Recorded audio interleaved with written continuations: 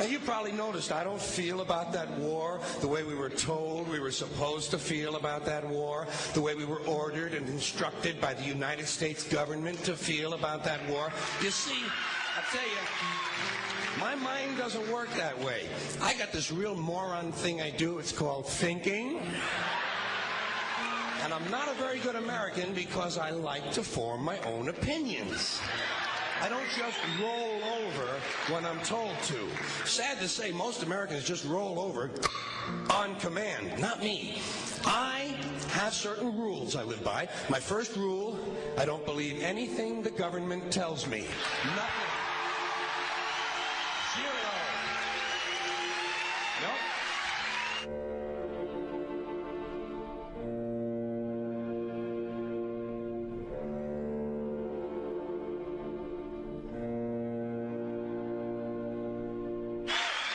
And I don't take very seriously the media or the press in this country, who in the case of the Persian Gulf War were nothing more than unpaid employees of the Department of Defense, and who most of the time function as kind of an unofficial public relations agency for the United States government. So I don't listen to them. I don't really believe in my country. And I gotta tell you folks, I don't get all choked up about yellow ribbons and American flags.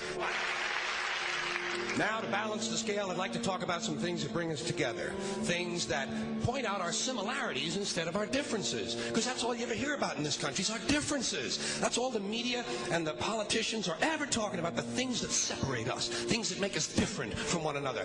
That's the way the ruling class operates in any society. They try to divide the rest of the people. They keep the lower and the middle classes fighting with each other so that they, the rich, can run off with all the fucking money. Fairly simple thing, happens to work. You know, anything different, that's what they're going to talk about. Race, religion, ethnic and national background, jobs, income, education, social status, sexuality, anything you can do, keep us fighting with each other so that they can keep going to the bank. You know how I describe the economic and social classes in this country? The upper class keeps all of the money, pays none of the taxes. The middle class pays all of the taxes, does all of the work. The poor are there just to scare the shit out of the middle class. Keep them showing up at those jobs. Politicians know that word. They use it on you. Politicians have traditionally hidden behind three things: the flag, the Bible, and children. No child left behind. No child left behind. Oh, really? Well, it wasn't long ago you were talking about giving kids a head start. Head start, left behind? Someone's losing fucking ground here. But there's a reason. There's a reason. There's a reason for this. There's a reason education sucks, and it's the same reason that it will never, ever, ever be fixed. It's never going to get any better. Don't look for it. Be happy with what you got. Because the owners of this country don't want that. I'm talking about the real owners now.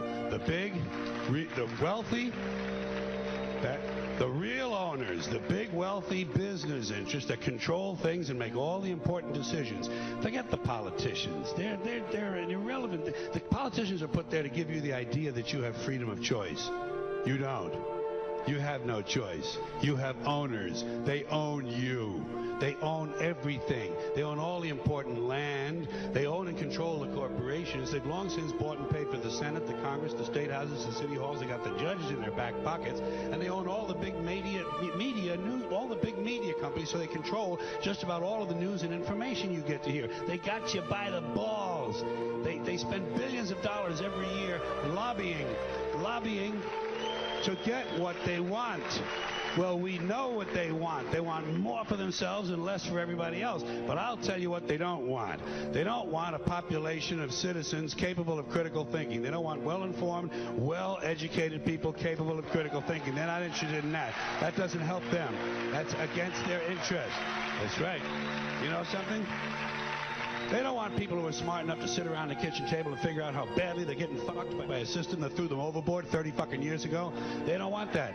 You know what they want? They want obedient workers. Obedient workers. People who are just smart enough to run the machines and do the paperwork, and just dumb enough to passively accept all these increasingly shittier jobs with the lower pay, the longer hours, the reduced benefits, the end of overtime, and the vanishing pension that disappears the minute you go to collect it. And now they're coming for your Social Security money. They want your fucking retirement money. They want it back so they can give it to their criminal friends on Wall Street. And you know something? They'll get it. They'll get it all from you sooner or later because they own this fucking place. It's a big club, and you ain't in it.